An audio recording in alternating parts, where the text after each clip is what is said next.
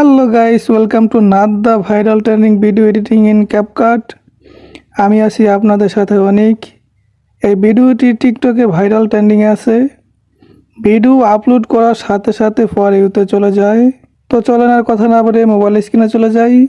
ভিডিওটি না টেনে সম্পূর্ণ দেখবেন, তাহলে ভালোভাবে বুঝতে পারবেন।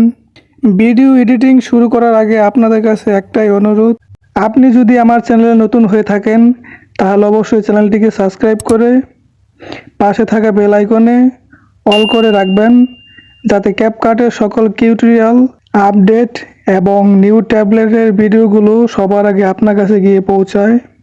সো গাইস, এই TikTok viral trending video editing করার জন্য আমরা প্রথমে চলে যাব টিকটক অ্যাপসটিতে।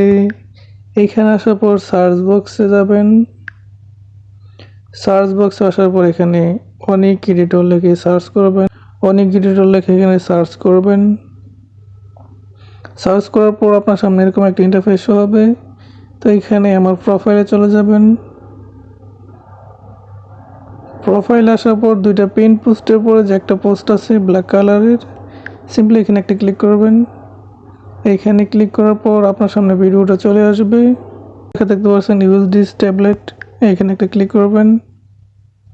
এইখানে ক্লিক করার পর এখানে লেখা দেখতে পাচ্ছেন ইউজ ট্যাবলেট ইন ক্যাপকাট, এইখানে একটা ক্লিক করবেন।